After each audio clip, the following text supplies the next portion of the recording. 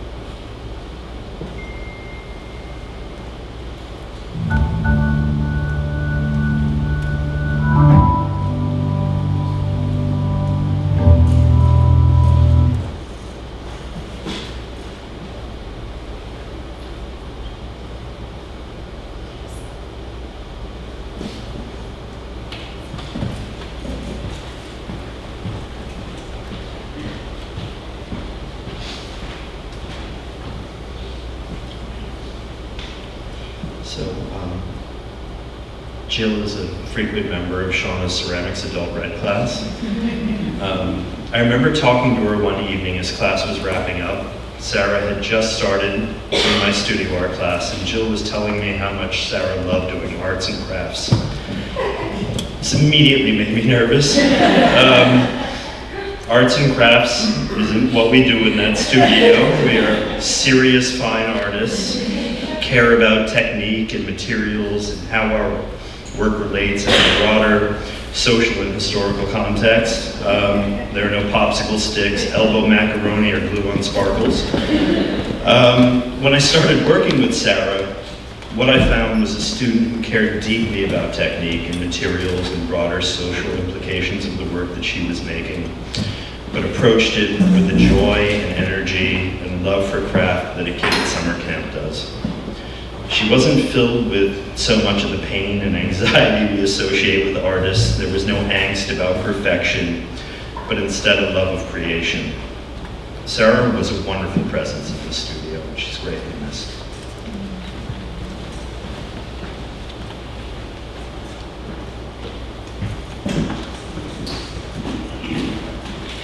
So I'll read for Jane. She's in something for you. I had the pleasure of teaching Sarah several times during her junior and senior years and working with her on her senior project. Sarah was remarkable, inquisitive, invested, and kind. She understood that our humanity runs deep, that there is something beautiful about seeing each other eye to eye and in full dimension, building relationships across place, language, identity, and culture. This was evident in her work and senior project, which centered on a topic Sarah was passionate about: immigration. She often spoke to me about her pivotal experiences during her junior trip to El Paso, Texas, and I know these experiences informed the design of her senior project. In addition to working at an immigration law firm and continuing her volunteer work at New Sanctuary Coalition, Sarah's intent for senior project was to bring LREI high school students together with immigrant youth, building relationships, partnerships, mutual understanding, and a sense of shared community. This was Sarah. Committed to the essential belief, the promise, that we have so much to learn from each other's stories and experiences. In recent months, I've been looking for Sarah's final project from a class called War Stories, which she took with me when she was a junior. I've searched folders and flash drives, old emails and photos, but to no avail. It's somewhere. I know it is, I tell myself. I can still remember much of it in detail, but mostly I remember the way I felt when she shared it with me. A palpable, visceral feeling of awe, possibly accompanied by an inaudible gasp, at least in my memory. She got it. And by got it, I mean she arrived at the core of the class, understood an essential idea in a way I maybe hadn't even articulated yet for myself. Sarah has set herself an ambitious task for this final project. In her artist statement, the only artifact I could find from this project, she wrote, "The overall goal was to shatter, as best as I could, the conventional view of a true war goal. The conventional view of a true war story. To do this, she made an art piece, which began as a simple envelope. Sarah unfolded the envelope, slowly and deliberately revealing new drawings and new details, the images changing to capture the layers of identities often overlooked when telling traditional war stories. With each unfolding of the paper, the stories transformed, accumulated, deepened. She wrote, I end by refolding my art piece to show it ending where it began, with an envelope. But this time it is different because the viewer knows the magnitude of different stories and experiences that can be held inside the envelope. I desperately wanted to see this work again, to see exactly what Sarah drew, to see the complexities unfold. But even though the object may be gone, the memory of it transcends and tells its own story. We must listen to each other, care for each other, and see each other's stories in all their complexities, magnitudes, and dimensions. Thank you, my dear Sarah.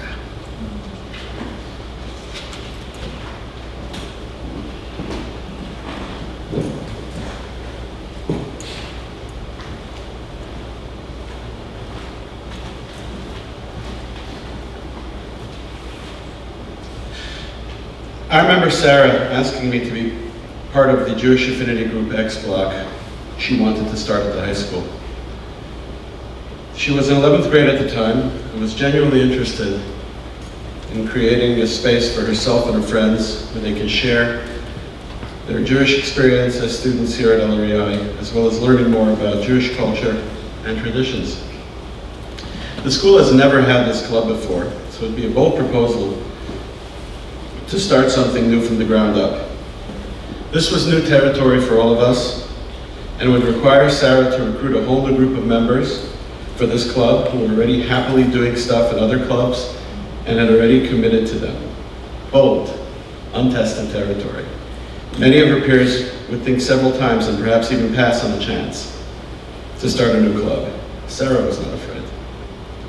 Sarah was a person of action, a person who lived in the moment, a person who stood for what she believed in, a person who was passionate about her interests, a person who was ultimately kind and was always looking for ways to help others to feel comfortable in this space, to bring folks together.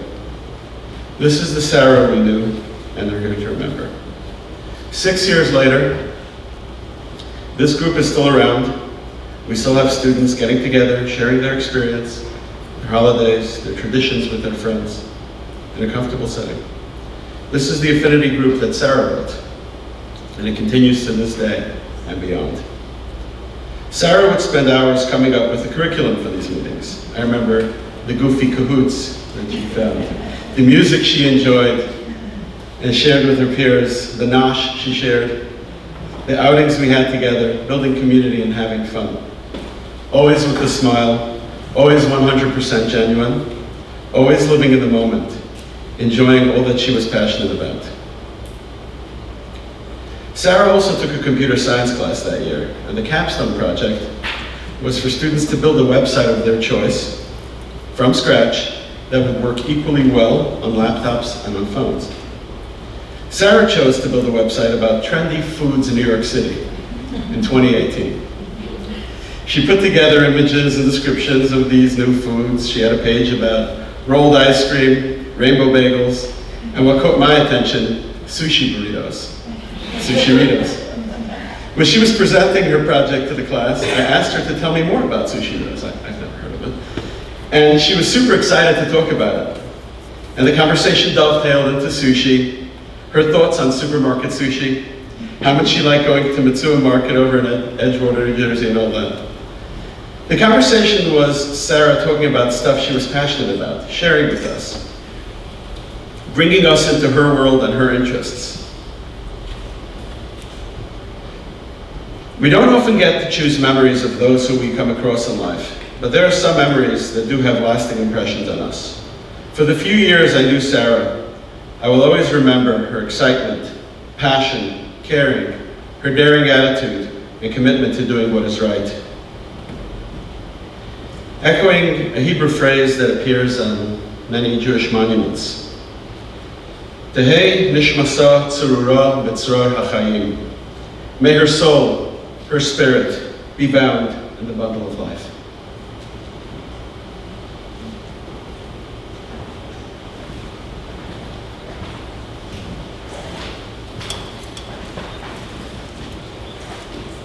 Hi everybody, I'm going to read what Heather shared with us. Sarah's image is fresh in my mind. Her big, bright smile, her eager readiness to learn, the tilt of her head when she was thinking. I loved to read her work because you could sense a mind and a heart hard at work. Sarah asked big questions and felt them deeply. She was committed to the idea of tikkun olam, of healing the world. While I can't be with you in person today, I am so grateful to have the chance to honor her life. But goodness, I wish we could have had her with us for longer. She was so busy making something of herself, figuring out how she could do the best by this world of ours. I will hold on to her can-do optimism and the light in her smile. May her memory be a blessing. And then, since learning of Sarah's passing and just thinking of her and her time here at LREI and the various memories that have come to me over our time together, there are just a few things that kept popping up, and then there's actually one more thing to share that I heard yesterday. Of course, the first thing that comes to mind is just like speed. Just Sarah was always so fast about everything, and to talk to her was just, like your heart rate would go up and you'd get swallowed up in her energy and enthusiasm for things. And that was just a wonderful breath of fresh air. She wanted to do things for other people, whether that was change the world or just get the school a discount at Gregory's Coffee. These were the things that Sarah always had a coffee and wanted to share it with everybody. Just today we had our book assembly. Students, you may remember, faculty pitched books for summer reading, and the summer before sophomore year, Sarah read my book. It was a true crime story. And, Karen, librarian, puts the list together and she said, Margaret, you have 2 students who read your book. And basically when there are 2 students, there's not much of a discussion that may happen. The book circle folds.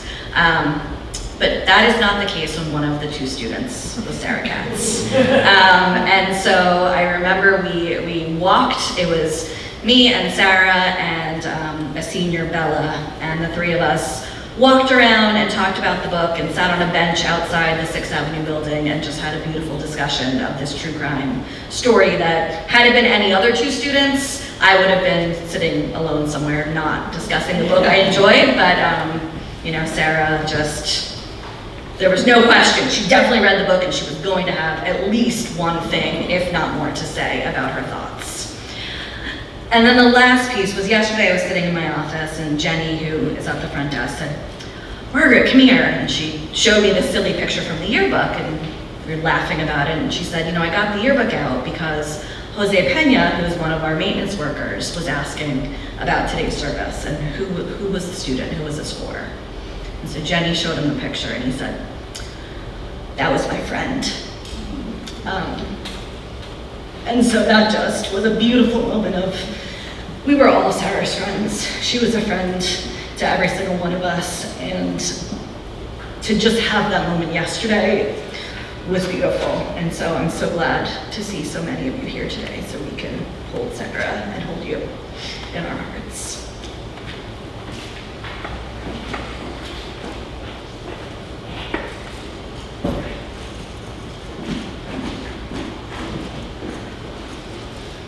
From Chris Kyming.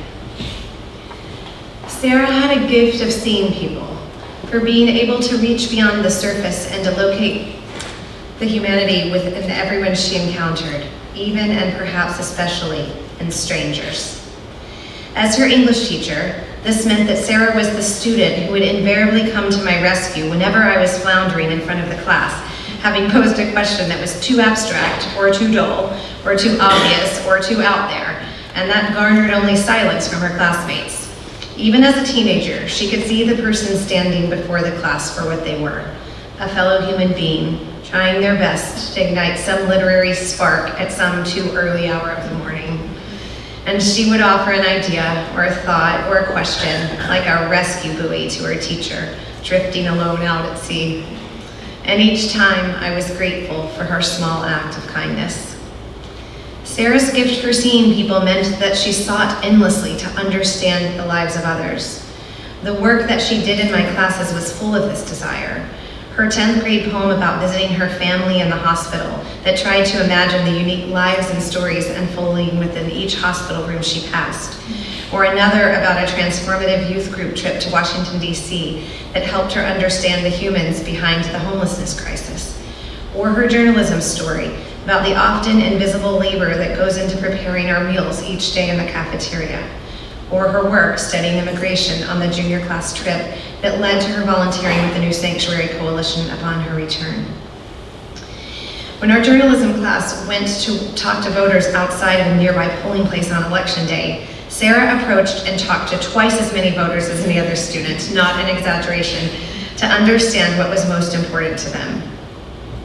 So it was no surprise that when in 2017, after the tragic passing of another former LREI student, Nicholas Cleves, It was Sarah who stepped up in our journalism class to tell his story to the community in writing.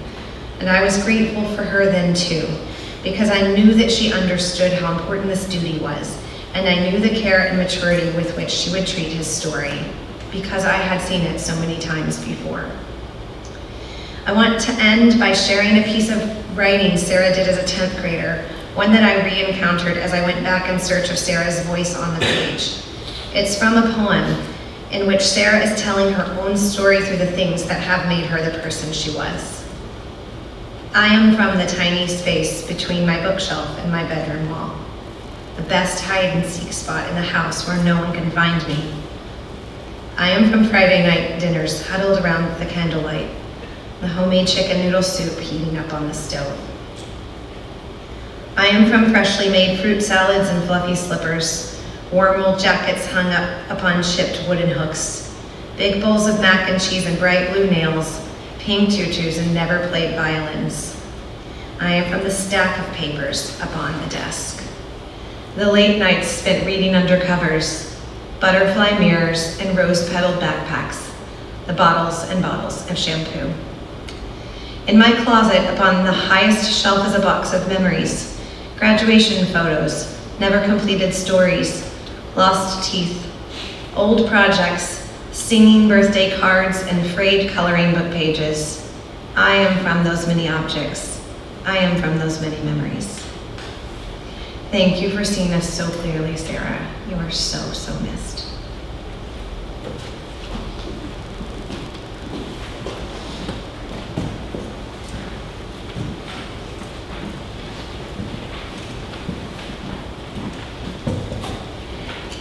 I've had the pleasure of teaching a lot of really extraordinary and wonderful people since I've worked here at LREI, but I would be hard-pressed in most cases to identify the very moment that I met those students for the first time, but that's not the case with Sarah.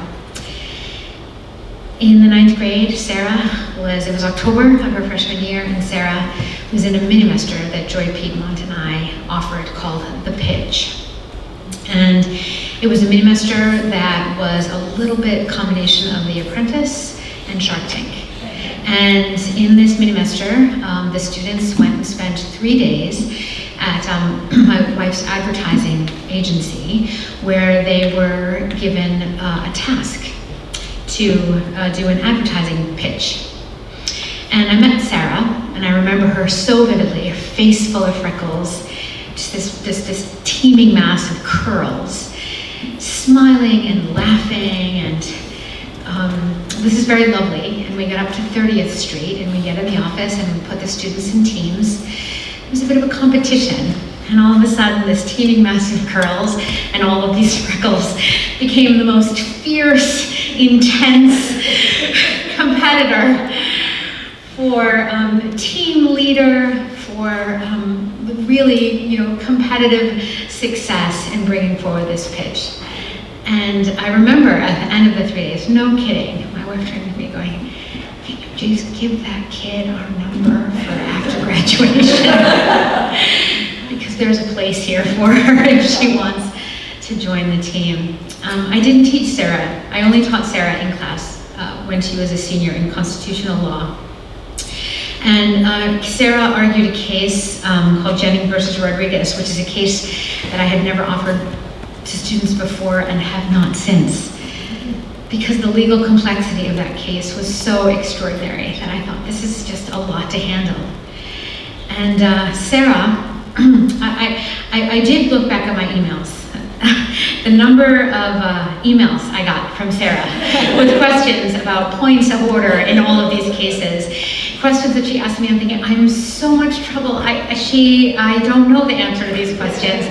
And she said to me, I contacted a bunch of law students who I knew through some lawyer friends of my mother, and so I asked them questions on this case, and she delivered the most extraordinary oral argument maybe in the history of that class.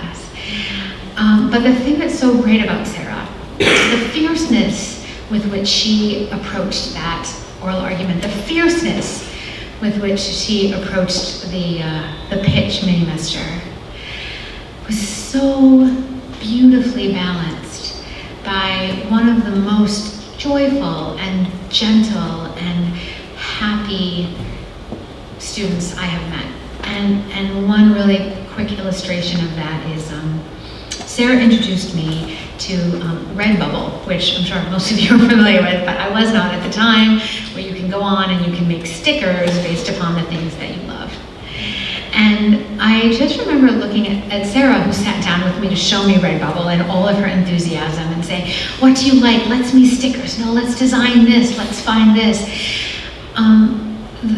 Her real enthusiasm and gentleness that was matched with such a passion and intensity and was so beautifully balanced in a human that just really made her stand out to all of us here.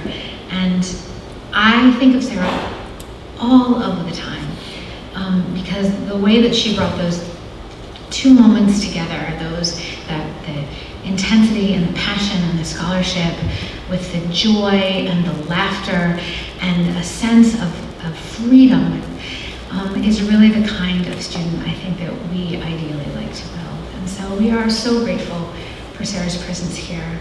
We'll keep her so close to all of us and are so grateful to Mike and Jill and Dana for sharing Sarah with us. So thank you.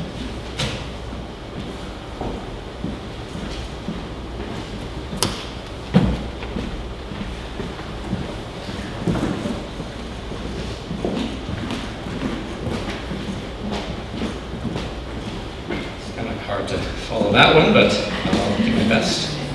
I was Sarah's advisor, but clearly she preferred studio art, so I didn't teach her much about filmmaking in the 4 years, but I was her advisor, not that she ever needed much advice, certainly not from me.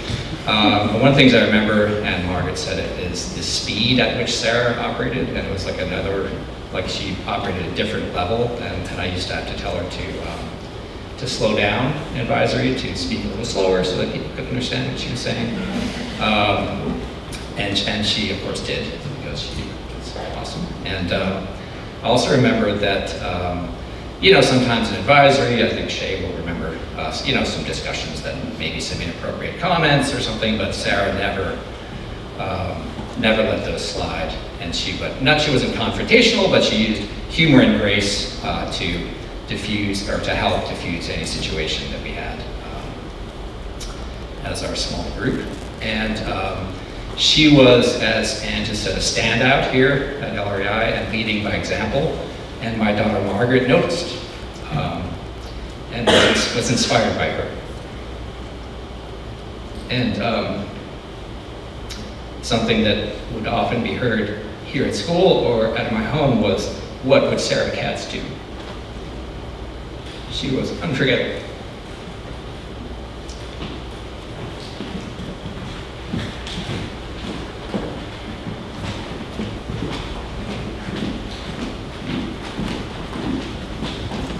Hi there, can you hear me? So as you can imagine, I've worked with many different kinds of students as they approach the college process. Some enter my world understandably intimidated, unsure, hesitant, and apprehensive, while others come in self-assured, confident, and excited. I would say that Sarah definitely arrived with more of the latter qualities, yet also with a dose of humility and openness that made our work together incredibly rewarding and fulfilling for both of us. Sarah was passionate, insatiably curious, and hardworking. She had accomplished more before her senior year of high school than many do in a lifetime. Looking back on some of the surveys she filled out for us during the college process, I'm astounded by the experiences she had already accumulated at just 17 years old. More than that, I was amazed by her maturity, ambition, and bravery at such a young age.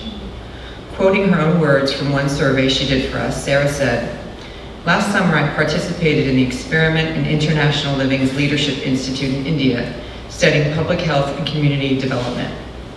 During the program, I was very conflicted because I saw a lot of really hard things, but as this was not a service trip, I was not allowed to do anything to help.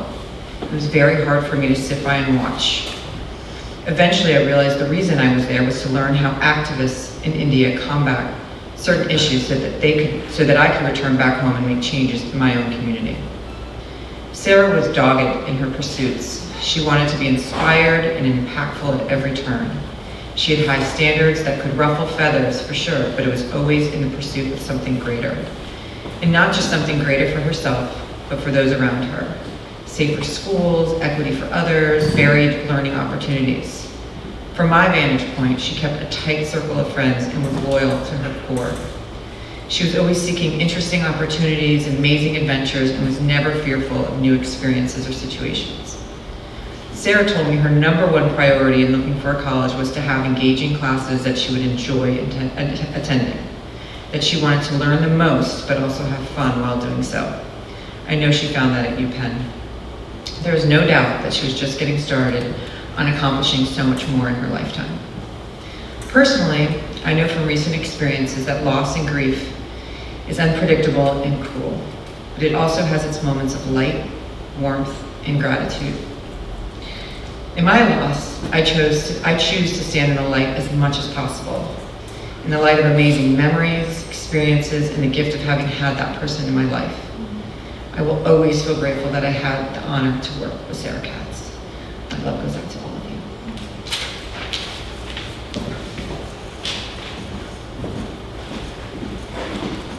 Just want to offer the opportunity for anyone, friends, any guests that are here, if you would like to come and share a memory, you're welcome to now.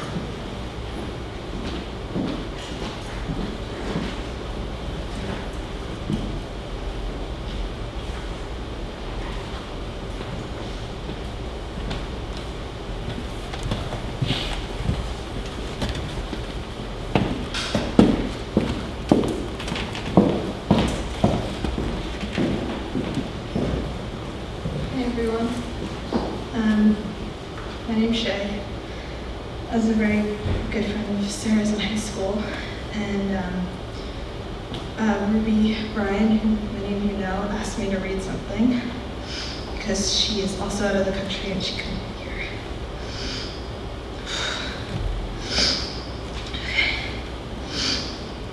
Hi everyone. I really wish I could be there today to share stories about Sarah and celebrate her life. Anyone that knew Sarah knows that she was smart, passionate, kind, and overall a force. The list of Sarah's attributes could literally go on forever. One thing I never thought she got enough credit for was how funny she was. Her humor was so smart and witty that it often went over most people's heads. I remember moments when we would both witness something and we would turn towards each other, lock eyes, and burst out laughing. I know many of you have been able to experience these moments with Sarah where it felt like she could read your mind.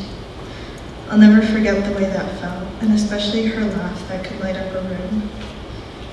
Sarah was gifted with the ability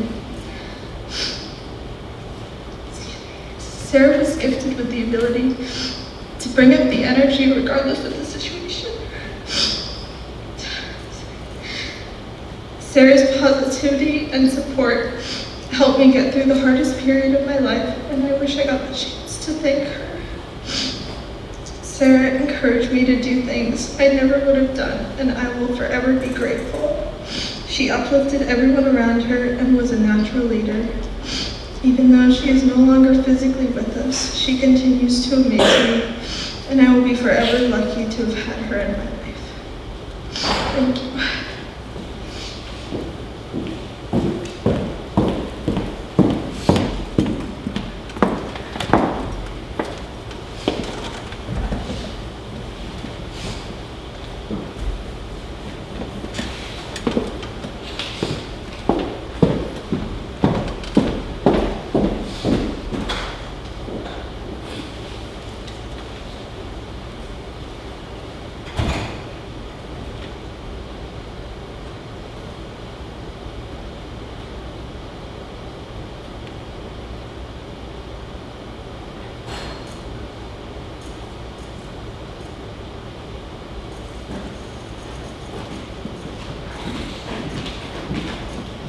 There's so many thoughts on your hearts and minds, it's hard to share from this podium, I know that well. take a moment after to share additional stories and things with Michael, Sarah, and Dana. So we brought Sarah into the room with our memories of her and with images of her. And as we have, we referenced the vibrancy of Sarah's life, the speed with which she spoke, the passion with which she moved in the world. And we now want to bring Sarah in her own words with 2 short videos of her. First, of a performance of hers in the LREI project, and second, her reflections on her senior project.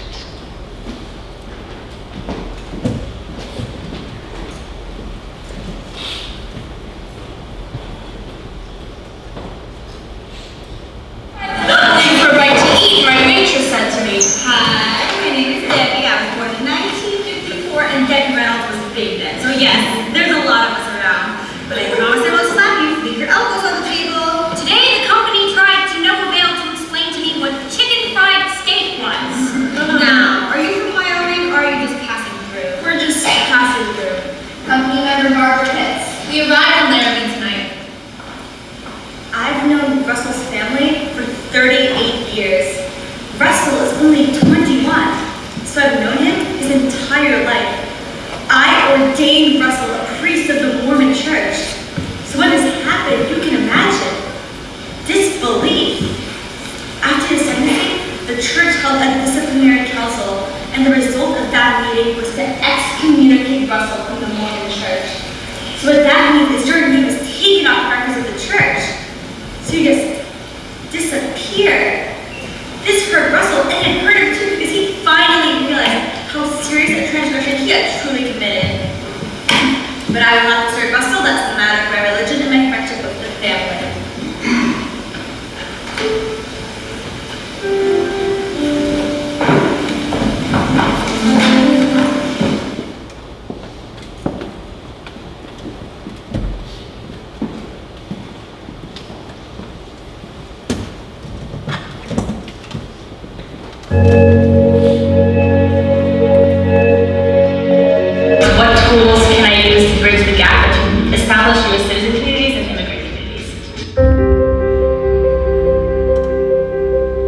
No idea is too big. I went to city project with 6 different elements that I really wanted to do. I think that if you have a big idea and they say it's so much to do, I think if you really pursue it, you really push hard enough, you can make it happen. So I think don't underestimate yourself, and really city project, there is no restraints. You really can do as much as you want to. My project was all about building connection in between U.S. citizen communities and immigrant communities, and I really think my greatest accomplishment is really seeing how I've had that take place at LREI and at the Sanctuary Coalition, which is an organization that provides support for immigrants facing detention and deportation. And it was a really great experience in the very final week of my city project to see like 15 or so LREI volunteers all there, all building connection. Here's proof that all these children at LREI and all these children at the Sanctuary Coalition are really forming meaningful relationships.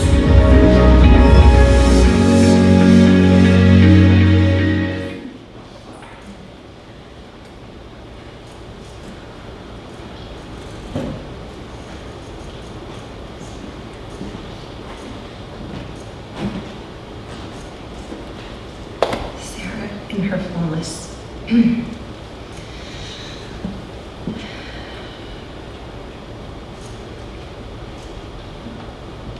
a moment of reflection, Jane and I have chosen a poem with the idea that we hold Sarah in our hearts and our stories and our memories, and we also release her. Starlings in Winter by Mary Oliver. Chunky and noisy, but with stars in their black feathers, they spring from the telephone wire, and instantly they are acrobats in the freezing wind. And now, in the theater of air, they swing over buildings, dipping and rising. They float like one stifled star that opens, becomes for a moment fragmented, then closes again. And you watch, and you try, but you simply can't imagine how they do it. with no articulated instruction, no pause, only the silent confirmation that they are this notable thing. This wheel of many parts that can rise and spin over and over again, full of gorgeous life. Ah, world, what lessons you prepare for us, even in the leafless winter, even in the ashy city. I am thinking now of grief and of getting past it. I feel my boots crying to leave the ground. I feel my heart pumping hard. I want to think again of dangerous and noble things. I want to be light and frolicsome. I want to be improbable, beautiful, and afraid of nothing, as though I had wings. Thanks, Sarah.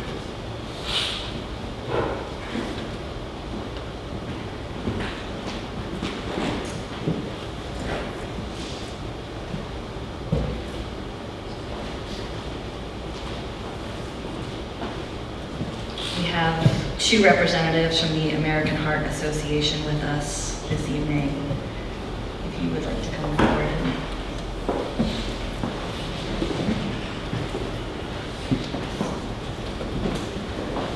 We'd like to present this automated external defibrillator to Sarah's family to be used here at the school, be taken out on the fields or on the basketball court, so there's always an AED available in case of emergencies.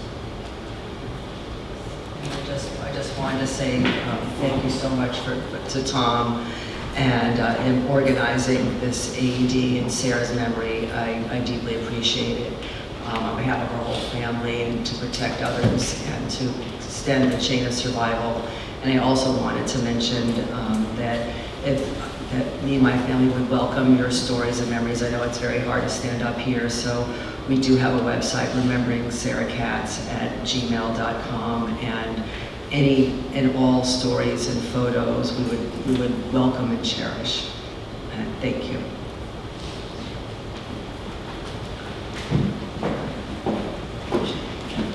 Hi everybody, my name is Nicole Katz. I'm a American Heart Association employee here in New York City, and I was not lucky enough to meet Sarah, but I am honored in working with Jill, Michael, and Dana, and remembering Sarah. So as many of you know, Sarah was an advocate for the American Heart Association very early on, I believe since the 4th grade. So here in the city we have the Wall Street Road Heart Walk that Sarah was very much a volunteer and a voice, and I'm sure the stories that you shared, you can all picture it. So Sarah was an advocate and actually gave out the award ceremonies for companies that fundraise for the American Heart Association. This year, actually, we remembered Sarah at the actual walk at the festival area. We had a big picture board with her pictures. I'm happy to share them with the school too, so we'll be. And I am just honored to be a small part of continuing Sarah's legacy. So we welcome you all to join Remembering Sarah Katz for the 2024 Wall Street Road Heart Walk. I am more than happy to be in contact with you guys and just really advocating Jill and her family. We raised about $29,000 just this year, just remembering Sarah. And we'll continue to remember her legacy. I told Jill that my hope is to bring awareness to Sarah into the actual Wall Street Road Heart Walk. So more coming to 2024, but I appreciate you having me, and my condolences to all of you.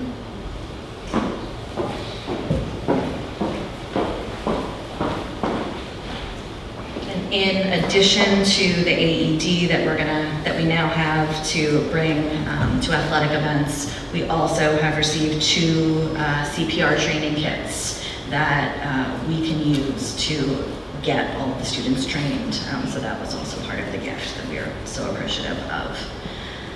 Thank you everyone for joining us. This concludes the official program, but we have refreshments in the upper lobby and the courtyard is open, and we hope you'll stay and share more of your memories. And Jill's going to say more. Thank you all very much on behalf of me and my family. Thank you so much, Tom Asadi, for organizing this incredible, generous gift to protect LREI students and continue the chain of survival. And we hope that they will be continuing to do the CPR training which Sarah brought. And this is, very, very difficult times, bearing the unbearable, but having, seeing you and having you here makes that difficult journey that much able to put one foot in front of the other. I also just want to echo Joel in terms of thanking everyone involved, Joel and Dana and myself. Sarah was here for 4 years, and they went by quickly, and she did so much. Sarah did so much always, so we sort of just forgot what had happened before. It was on to the next thing that she did, and now it's just so gratifying to hear people talk about her and what she did, and how she engaged with all. And unfortunately, those 4 years is almost 20% of her whole life, so that's a significant proportion. But that's what we've got now, is these memories and continuing her impact and through community health, which is just training within LREI, and continuing that and continue through all those other endeavors is continue the impact that she made on all of us and to others going forward. So thank you very much.